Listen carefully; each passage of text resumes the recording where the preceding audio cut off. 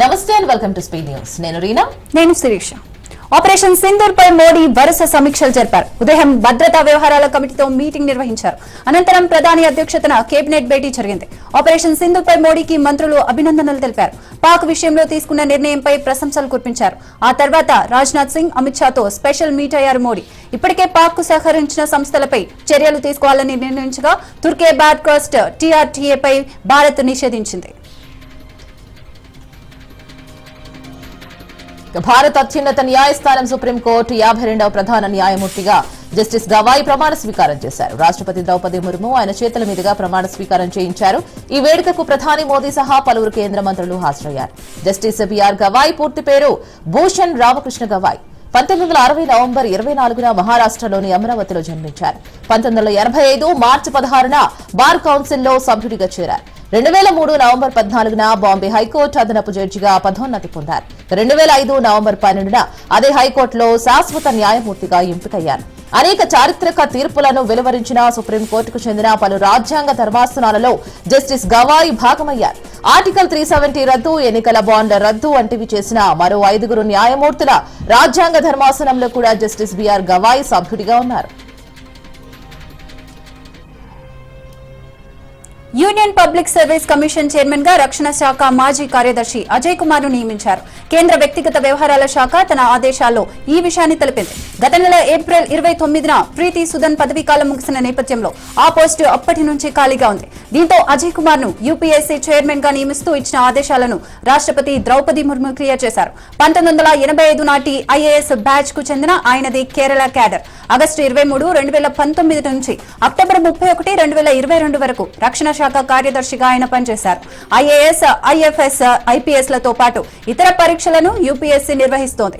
యూపీఎస్సీకి ఓ chairman ఉంటారు. దాంట్లో 10 మంది సభ్యులుంటారు. ప్రస్తుతం యూపీఎస్సీలో 2 సభ్యులకు ఖాళీగా కూడా ఉన్నాయి. యూపీఎస్సీ చైర్మన్ ను 6 ఏళ్ల కోసం అపాయింట్ చేస్తారు. లేదా ఆ వ్యక్తి వయసు 65 ఏళ్లు దాటకుండా ఉండాలి.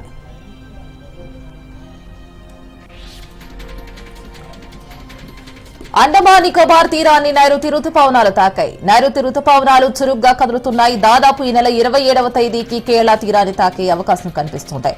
జూన్ 12కు తెలుగు రాష్ట్రాలను నైరుతి రుతుపవనాలు తాకనున్నాయి. తెలుగు రాష్ట్రాల్లో ఈసారి సాధారణం కంటే అధిక వర్షాలు కురిసే అవకాశం ఉంది. అలాగే తెలంగాణలో మరో వారం రోజుల్లో అధిక ఉష్ణోగ్రతల ప్రభావం ముగుస్తుందని వాతావరణ శాఖ వెల్లడించింది. అయితే చివరి రోజుల్లో పగటిపూట అధికంగా ఉష్ణోగ్రతలు ఉంటాయని కూడా తెలిపింది వాతావరణ శాఖ.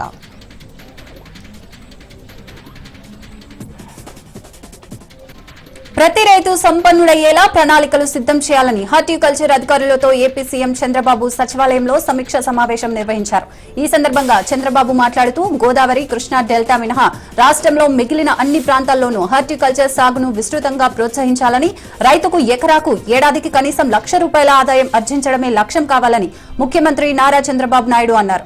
మిరప, అరటి, మామిడి, oil palm, cocoa, dragon fruit, జీడి మామిడి, కాఫీ, కొబ్బరి, టమాటో, ఉల్లి ఈ 11 ప్రాధాన్య పంటలతో రాష్ట్రంలో 24 క్లస్టర్లు ఏర్పాటు చేసి రైతులకు తోడ్పాటును అందించాలని చెప్పారు. ఉద్యానవన రంగానికి ఉన్న అవకాశాలను వివరిస్తూ ప్రతి నెల అన్ని జిల్లాల్లో కాంక్లేవ్లు నిర్వహిస్తున్నట్లు అధికారులు ముఖ్యమంత్రికి తెలిపారు. అలాగే 10,000 హెక్టార్లలో పండ్ల సాగు చేస్తున్న రైతులకు 32 కోట్ల వ్యయంతో ఫ్రూట్ కవర్లు సబ్సిడీపై అందించామని, దీంతో రైతులకు 120 కోట్లు అదనంగా ఆదాయం వచ్చిందని వివరించారు.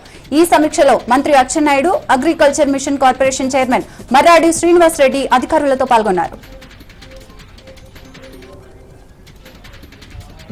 ఖమ్మం జిల్లా ఏరుపాలెంలో నూతనంగా నిర్మించనున్న 50 పడకల హాస్పిటల్ భవన నిర్మాణానికి డిప్యూటీ సీఎం బట్టి విక్రమార్క శంకుస్థాపన చేశారు. సందర్భంగా బట్టి విక్రమార్క మాట్లాడుతూ పేదల వైద్యానికి ప్రభుత్వం ప్రాధాన్యత ఇస్తూ హాస్పిటల్స్ లేని ప్రాంతంలో నూతనంగా హాస్పిటళ్లను నిర్మిస్తున్నామని, పేద ప్రజల కోసం మెరుగైన వైద్య చికిత్సలు అందుబాటులోకి తీసుకొస్తున్నామని కూడా తెలిపారు.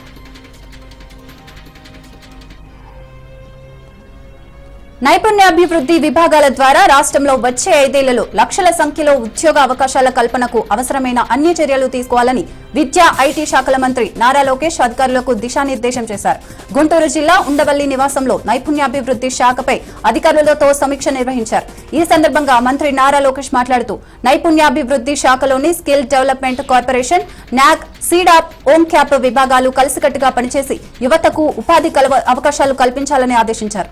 ఐటీలో వచ్చే 5 ఏళ్లలో 5 లక్షల ఉద్యోగాలు కల్పిస్తామని, భవిష్యత్తులో విమానయాన రంగం, aqua, electronics, manufacturing, contract, bio gap రంగాల్లో విస్తృత అవకాశాలుంటాయని స్పష్టం చేశారు.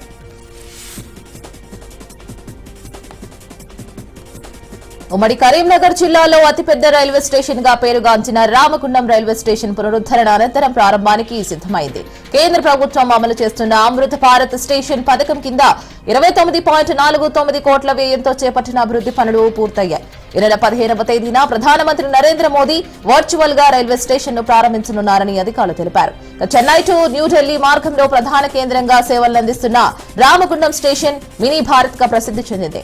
రామగుండం పరిధిలో ఎన్టీపీసీ, రామగుండం ఎరువుల కర్మాగారం, సింగరేణి బొగ్గు గనులు వంటి కేంద్ర ప్రభుత్వ సంస్థలు ఉండడంతో ఈ స్టేషన్ కు దేశవ్యాప్తంగా రాకపోకలు అధికంగా ఉంటాయి. కేంద్రం చేపట్టిన స్టేషన్ అభివృద్ధి కార్యక్రమాల్లో తమ ప్రాంతానికి ప్రాధాన్యత ఇచ్చినందుకు స్థానికులు కృతజ్ఞతలు తెలిపారు. ఇక నుంచి రామగుండం రైల్వే స్టేషన్ ప్రయాణికులకు మరింత ఆధునిక సదుపాయాలను అందించనుంది.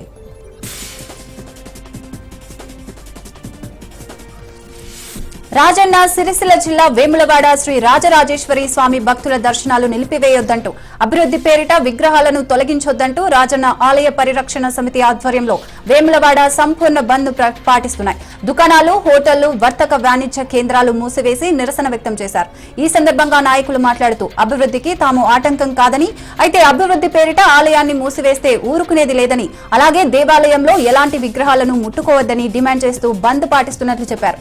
అయితే కాంగ్రెస్ నాయకులు మాత్రం బంద్ లో పాల్గొనవద్దంటూ చేసిన ప్రచారం విఫలమైంది. కలియుగ ప్రత్యక్ష దైవం శ్రీ వెంకటేశ్వర స్వామి వారిని పలువురు ప్రముఖులు దర్శించుకున్నారు. ఉదయం వీఐపీ విరామం సమయంలో తమిళనాడు మాజీ ముఖ్యమంత్రి ఎడపాటి పళనిస్వామి, ఏపీ ప్రభుత్వ విప్ బొలిశెట్టి శ్రీనివాసులు వేరువేరుగా కుటుంబ సభ్యులతో కలిసి స్వామివారి సేవలో పాల్గొని మొక్కులు చెల్లించుకున్నారు. దర్శనం అనంతరం రంగనాయకుల మండపంలో వేద పండితులు వేద ఆశీర్వచనం అందించగా ఆలయ అధికారులు శ్రీవారి తీర్థ ప్రసాదాలు అందజేసి పట్టు వస్త్రంతో సత్కరించారు. ఆలయం వెలుపల బొలిశెట్టి శ్రీనివాసులు మీడియాతో మాట్లాడుతూ పహల్గాంలో భారత్ పై పాక్ ముష్కరులు దాడి చేయడం ప్రతీకార చర్యగా భారత్ ఆపరేషన్ సింధూర్తో ముష్కరులను హతమార్చి పాక్లోని ఉగ్రవాద శిబిరాలపై ఎయిర్ బేస్ ను భారత వైమానిక దళాలు ధ్వంసం చేశాయని తెలిపారు. పవన్ కళ్యాణ్ సూచనల మేరకు దక్షిణాదిలో ఉన్న సుబ్రహ్మణ్య స్వామి వారి క్షేత్రాలను దర్శించి సైన్యానికి అన్ని విధాలుగా శక్తిని ఇవ్వాలని ప్రత్యేక పూజలు నిర్వహిస్తున్నామని కూడా తెలిపారు. రాబోయే రోజుల్లో ఆంధ్రప్రదేశ్ రాష్ట్రం సుభిక్షంగా ఉండాలని, శ్రీ వెంకటేశ్వర స్వామి వారిని చల్లని చూపు రాష్ట్రంపై ఉండాలని కూడా ప్రార్థించినట్లు తెలిపారు.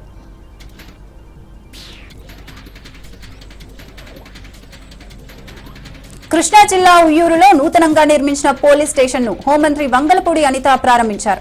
ఈ కార్యక్రమంలో విశిష్ట అతిథిగా ఏలూరు రేంజ్ ఐజీ అశోక్ షాకు పాల్గొన్నారు. పోలీస్ స్టేషన్ నిర్మాణానికి 20 సెంట్ల భూమిని సజ్జా వెంకటేశ్వర్లు విరాళంగా ఇచ్చారు. ఈ క్రమంలో సైబర్ నేరాల పట్ల రాష్ట్ర ప్రజలందరూ అప్రమత్తంగా ఉండాలని హోంమంత్రి అనిత సూచించారు. ఈ కార్యక్రమంలో మంత్రి కొల్లు రవీంద్ర, ఎమ్మెల్యే బోడే ప్రసాద్ పాల్గొన్నారు.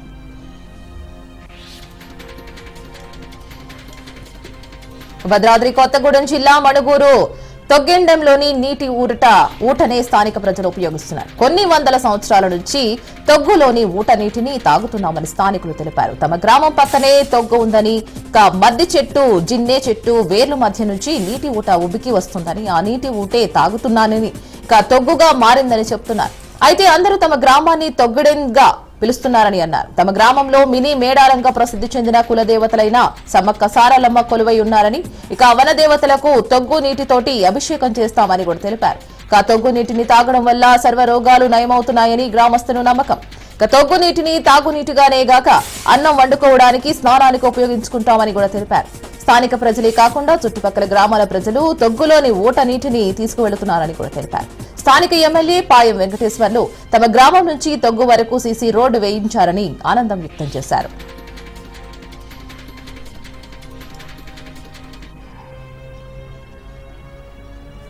వనపర్తి జిల్లా కేంద్రంలోని మార్కెట్ యార్డులో కురిసిన అకాల వర్షానికి కొనుగోలు కేంద్రాల్లో ఆరబోసిన వడ్ల ధాన్యం తడిసింది. అరుదుగా కష్టపడి పండించిన పంటను కాపాడుకోవడానికి రైతులు అష్టకష్టాలు పడ్డారు. వనపర్తి మార్కెట్ యార్డులో రైతులు ఆరబోసిన ధాన్యం వర్షానికి కొట్టుకుపోయింది. మార్కెట్ యార్డు కొనుగోలు కేంద్రానికి రైతులు వరి ధాన్యాన్ని 20 రోజులైనా కొనుగోలు చేయకపోవడంతో రైతులు లబోదిబోమంటున్నారు. వర్షం పడి కొనుగోలు కేంద్రంలో ఆరబోసిన ధాన్యం తడిసిపోయిందని ఆందోళన చెందుతున్నారు. కళ్ళెదుటై ధాన్యం వర్షపు నీటిలో కొట్టుకుపోవడంతో రైతులు చేసేదేమీ లేక లబోదిపోమన్నాడు. అకాల వర్షానికి వరి ధాన్యం తడిసి ముద్దైంది. తడిసిన ధాన్యాన్ని ప్రభుత్వం కొనుగోలు చేసి ఆదుకోవాలని పలువురు రైతులు ప్రభుత్వానికి విజ్ఞప్తి చేశారు. అకాల వర్షానికి వడ్లు తడిచిపోయాయి. రాజన్న సిరిసిల్ల జిల్లా తంగళపల్లి మండలం జిల్లాల గ్రామంలో అర్ధరాత్రి కురిసిన అకాల వర్షానికి ధాన్యం తడిచింది. కొనుగోలు సెంటర్ కు వడ్లు తెచ్చి నెలన్నర అవుతుందని, సకాలంలో ధాన్యం కొనుగోలు చేయకపోవడంతో వడ్లు తడుస్తున్నాయని రైతులు ఆందోళన వ్యక్తం చేస్తున్నారు. వడ్లు తూకం వేయడంలో నిర్వాహకులు నిర్లక్ష్యం చేస్తున్నారని, వడ్లు తూకం వేసి 10 రోజులైనా తరలించేందుకు లారీలు రావడం లేదని ఆవేదన వ్యక్తం చేశారు. 10 రోజుల క్రితం వడ్లు బస్తాలు తూకం వేసి సంచులు అక్కడే ఉండడంతో బస్తాల కింద చెదలు పట్టి ధాన్యం పాడవుతుందని రైతులు వాపోయారు. దీంతో రోడ్డుపై బైఠాయించి ధాన్యం కొనుగోలు చేయాలని ధర్నా చేస్తే అధికారులు స్పందించారని, అయితే ఈలోపు అర్ధరాత్రి అకాల వర్షానికి బస్తాలు తడిచిపోయాయని, తడిచిన ధాన్యం వెంటనే ఎలాంటి కోతలు లేకుండా తరలించాలని రైతులు డిమాండ్ చేశారు.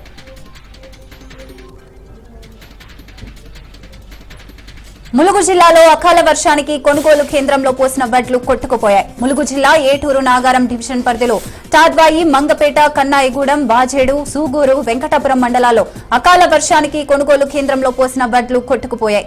అమ్మడానికి కొనుగోలు కేంద్రానికి తెచ్చిన వడ్లు బస్తాలో వరదలో కొట్టుకుపోవడంతో అన్నదాతలు దిక్కు స్థితిలో పడిపోయారు. సరైన సమయానికి ధాన్యం కొనుగోలు చేస్తుంటే ఈ నష్టం జరిగేది కాదని తమను ప్రభుత్వం ఆదుకోవాలని రైతన్నలు కోరుతున్నారు. ఒక పక్క గాలి వానలతో అపార నష్టంతో కృంగిపోయిన రైతులకు తిరిగి భారీ వర్షాలతో కొనుగోలు కేంద్రాల్లో ఉన్న అరకొర ధాన్యం నీటిపాలవడంతో రైతులు తీవ్ర దుఃఖంలో మునిగిపోయారు.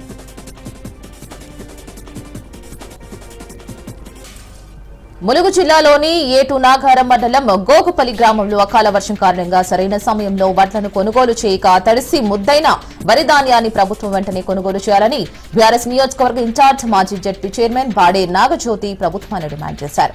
అమ్మడానికి కొనుగోలు కేంద్రానికి తెచ్చిన వడ్ల బస్తాలు వరదల్లో కొట్టుకుపోవడంతో దిక్కుతోచని స్థితిలో రైతులు ఉన్నారని ఆమె ఆవేదన వ్యక్తం చేశారు. రైతులు కన్నీళ్లు పెట్టుకుంటే ఈ ప్రభుత్వానికి కనబడడం లేదా అని ప్రశ్నించారు. కొనుగోలు కేంద్రానికి తెచ్చిన వడ్లను ఎందుకు కొనుగోలు చేయడం లేదో చెప్పాలని కూడా డిమాండ్ చేశారు. ఇప్పటికైనా నష్టపోయిన రైతులను ప్రభుత్వం ఆదుకోవాలని ప్రభుత్వాన్ని డిమాండ్ చేశారు.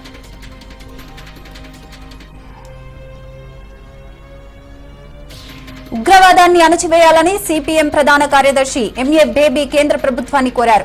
భారత్ పాక్ కాల్పుల విరమణపై అమెరికా అధ్యక్షుడు డొనాల్డ్ ట్రంప్ ప్రకటన చేయడంపై ఆయన అభ్యంతరం తెలిపారు. భారత్ పాక్ల మధ్య మూడో దేశం మధ్యవర్తిత్వం అనవసరమని ఆయన అన్నారు. హైదరాబాద్ లోని ఈ పార్టీ కార్యాలయం ఎంబీ భవన్ లో ఏర్పాటు చేసిన మీడియా సమావేశంలో ఆయన మాట్లాడారు. కేంద్ర ప్రభుత్వం పార్లమెంటు ప్రత్యేక సమావేశాలు ఏర్పాటు చేసి ఆపరేషన్ సింధూర్ వివరాలను వెల్లడించాలని కోరారు. ఆపరేషన్ కగారు నిలిపివేయడం శుభపరిణామమని సిపిఎం పొలిట్ బ్యూరో సభ్యులు బివి రాఘవరావు అన్నారు. మావోయిస్టులతో కేంద్రం చర్చలు జరపాలని కోరారు. ఎన్నికల ముందు రాష్ట్ర ఆర్థిక పరిస్థితి గురించి సీఎం రేవంత్ రెడ్డికి తెలియదా అని సిపిఎం రాష్ట్ర కార్యదర్శి జాన్ వెస్లీ ప్రశ్నించారు. ఎన్నికల ముందు ఇష్టం వచ్చినట్టు వాగ్దానాలు చేసి నేడు ఇచ్చిన హామీలు నెరవేర్చకుండా రేవంత్ రెడ్డి మాట మారుస్తున్నారని విమర్శించారు. హామీలు అమలు చేయకుంటే ప్రజలే బుద్ధి చెప్తారని హెచ్చరించారు.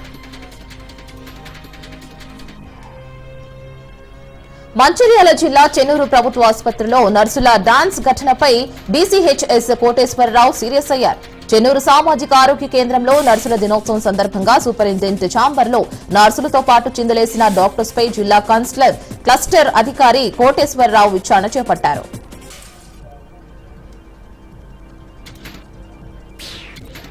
భారత్ పాకిస్తాన్ యుద్ధ పరిస్థితిని అనుసంధానంగా తీసుకుని అనకాపల్లి జిల్లా green hills grated community apartment లో మాక్ డ్రిల్ నిర్వహించారు. ఈ డ్రిల్ ను ఎన్డీఆర్ఎఫ్ జిల్లా వైద్య సిబ్బంది, లా అండ్ ఆర్డర్ పోలీసుల సమన్వయంతో నిర్వహించారు. జిల్లా రెవెన్యూ అధికారి నాగేశ్వరరావు నేతృత్వంలో నిర్వహించిన ఈ మాక్ డ్రిల్ లో ఉగ్రవాదులు అపార్ట్మెంట్ లోకి చొరబడి విధ్వంసం సృష్టిస్తున్నట్లు ఒక తాత్కాలిక దృశ్యం సృష్టించి అందుకు సంబంధించిన సహాయ చర్యలు ఎలా తీసుకోవాలో ప్రదర్శించారు. ఈ కార్యక్రమంలో డిఆర్ఓ నాగేశ్వరరావుతో పాటు జిల్లా పోలీసు యంత్రాంగం, వైద్య సిబ్బంది, ఎన్టీఆర్ఎఫ్ సిబ్బంది పాల్గొన్నారు.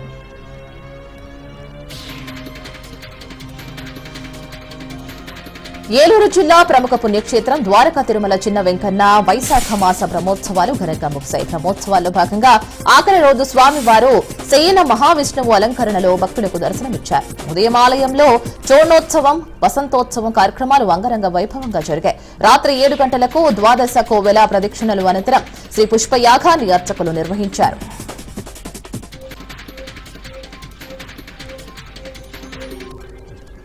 విశాఖ సాగర్ మాలా కన్వెన్షన్ హాల్లో విశాఖ నగర బీజేపీ అధ్యక్షుడు పరశురామరాజు అధ్యక్షతన వివిధ పార్టీల నుంచి పలువురు బీజేపీలో చేరారు. వారికి పార్టీ కండువా వేసిన ఎమ్మెల్సీ సోము వీర్రాజు సాదరంగా ఆహ్వానించారు.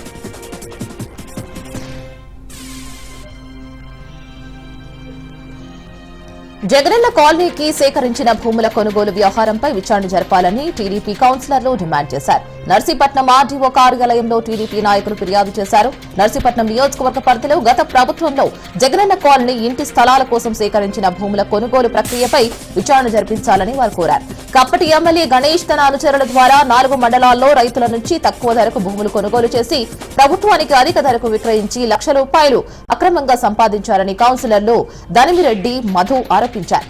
దీనిపై ప్రభుత్వం వెంటనే సీఐడీతో విచారణ జరిపించాలని కూడా డిమాండ్ చేశారు. కార్యక్రమంలో టీడీపీ నాయకులు రుత్తల కృష్ణ, దబ్బీరు శ్రీకాంత్ తదితరులు పాల్గొన్నారు.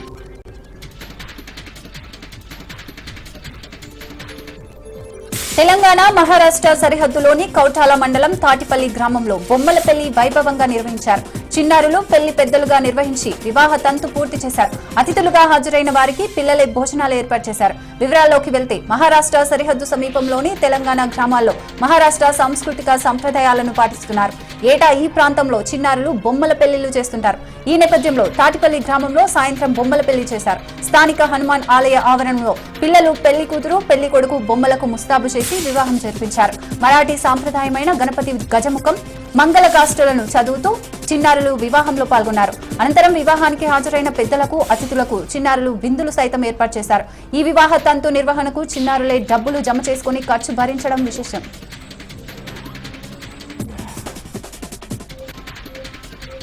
పేదింటి పెళ్లికి కాంగ్రెస్ ప్రభుత్వం అండగా ఉంటుందని షాద్నగర్ ఎమ్మెల్యే ప్రభుత్వ రంగ సంస్థల చైర్మన్ వీరపల్లి శంకర్ అన్నారు. షాద్నగర్ పట్టణంలోని మండల ప్రజా పరిషత్ కార్యాలయం ఆవరణలో 190 మంది లబ్దిదారులకు కళ్యాణ లక్ష్మి షాదీ ముబారక్ చెక్కులను పంపిణీ చేశారు. సుమారు 1,90,22,000 రూపాయల విలువైన చెక్కులను లబ్దిదారులకు అందజేశారు. మహిళలను అన్ని రంగాల్లో ఆదుకునేందుకు కాంగ్రెస్ పార్టీ ఎల్లవేళలా కృషి చేస్తుందని తెలిపారు.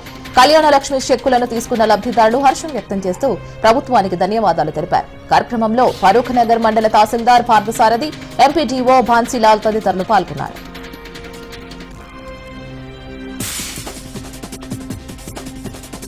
ఆదిలాబాద్ జిల్లా బోత్ మండలంలోని పాట్నాపూర్ గ్రామంలో బోత్ పోలీస్ శాఖ ఆధ్వర్యంలో మెగా ఉచిత వైద్య శిబిరాన్ని ఏర్పాటు చేయగా జిల్లా ఎస్పీ అఖిల్ మహాజన్ ముఖ్య అతిథిగా హాజరై శిబిరాన్ని ప్రారంభించారు.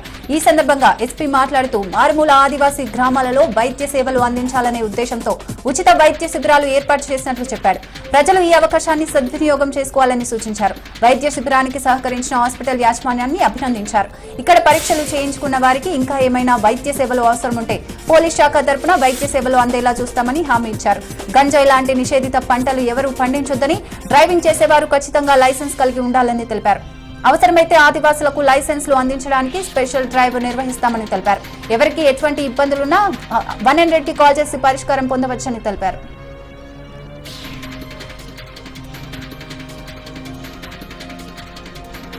మొబైల్ ఫోన్ పోయిన వెంటనే సంబంధిత పోలీస్ స్టేషన్ లో కానీ సిఈఐఆర్ వెబ్ పోర్టల్లో కానీ ఫిర్యాదు చేయాలని జిల్లా ఎస్పీ యోగేష్ గౌతమ్ తెలిపారు. నారాయణపేట జిల్లా ఎస్పీ కార్యాలయంలోని కాన్ఫరెన్స్ హాల్లో విలేకరుల సమావేశం ఏర్పాటు చేసి గత 2 నెలల్లో జిల్లా వ్యాప్తంగా వివిధ పోలీస్ స్టేషన్ల పరిధిలో మొబైల్ ఫోన్లు పోగొట్టుకున్న 91 మంది బాధితుల ఫోన్లను కనిపెట్టి జిల్లా ఎస్పీ చేతుల మీదుగా అందజేశారు. మరి సందర్భంగా ఎస్పీ మాట్లాడుతూ నూతన టెక్నాలజీ ఆధారంగా నారాయణపేట జిల్లా పరిధిలో మొత్తం 91 మొబైల్ ఫోన్లు రీకవరీ చేశామని, వాటి విలువ సుమారు 15 లక్షల రూపాయలు ఉంటుందని కూడా తెలిపారు. మరి కార్యక్రమంలో అదనపు ఎస్పీ ఎండి రియాజ్ హుల్, అలాగే ఎస్ఐలు సునీత, రమేష్, సురేష్, పోలీసు సిబ్బంది, మొబైల్ బాధితులు కూడా పాల్గొన్నారు. ప్రకాశం జిల్లా సింగరాయకొండ మండలం సర్కిల్ ఇన్స్పెక్టర్ వారి కార్యాలయంలో సీఐ హాజరయ్యత్త, ఎస్ఐ మహేంద్ర మహిళా కానిస్టేబుళ్లతో కలిసి మీ రక్షణ మా బాధ్యత పోస్టర్ను ఆవిష్కరించారు. ఈ కార్యక్రమంలో సీఐ మాట్లాడుతూ ముఖ్యమంత్రి, డీజీపీ, జిల్లా ఎస్పీ ఆదేశాల మేరకు ప్రజలలో సీసీ కెమెరాపై అవగాహన పెంపొందిస్తున్నామని తెలిపారు. అలాగే ఈ పోస్టర్ను ప్రతి ఇంటికి అందిస్తామని చెప్పారు. ఇలా చేయడం ద్వారా సీసీ కెమెరా ప్రాముఖ్యతను గుర్తించి ప్రతి ఇంటికి సీసీ కెమెరాలు ఏర్పాటు చేసుకునే అవకాశం ఉంటుందని చెప్పారు. సీసీ కెమెరాలతో నేరాలను అరికట్టవచ్చని సీఐ తెలిపారు.